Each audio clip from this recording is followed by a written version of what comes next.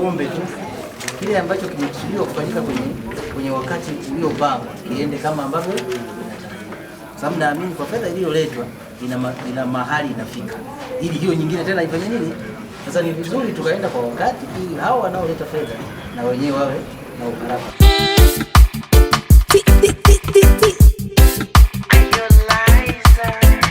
Kwa mwingine basi kuna chumba rasmi kwa ajili ya kuwahudumia wagonjwa wenye vidonda pekee.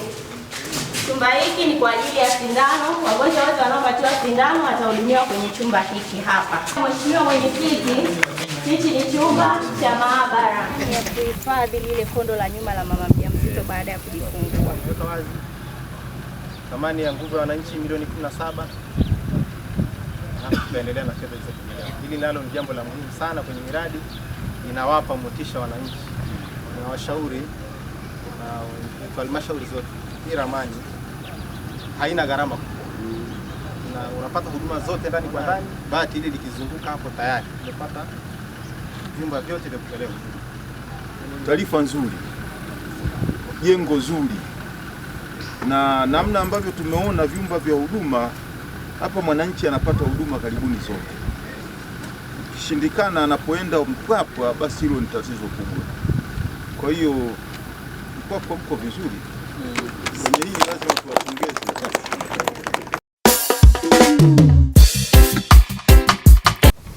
Nimpongeze mkurugenzi,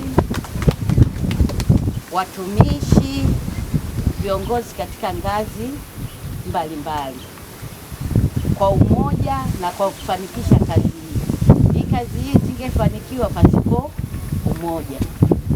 Tunawaombea na muendelee kuishi kwa umoja na kufanya kazi kwa pamoja kwa matokeo mazuri kama haya. Mradi umekwenda vizuri na kwa kasi kubwa. Nina imani kwamba mradi huu utanufaisha wananchi wa kata hii. Nimekupongeza sana mkurugenzi, umesimamia vyema, mradi uko katika kiwango ambacho kweli kinastahili kukua. Sasa lakini tuwatakie mafanikio mema wenzetu wa Mpwapwa, tunawashukuru sana. Tumetembelea miradi mitatu na miradi yote imekuwa mizuri kama ambavyo watangulizi wamesema. Sisi tunawapongeza kwa sababu ya timu tunayoiona, mkurugenzi pamoja na mwenyekiti. Lakini kila mradi tulipoenda tulimkuta diwani wa eneo lile, viongozi wa chama, mahali pengine tulikuta mpaka na viongozi wa dini. Tunaamini nyinyi mnakaa kwa ushirikiano vizuri sana. Sasa endeleeni na hilo, sisi tunawashukuru.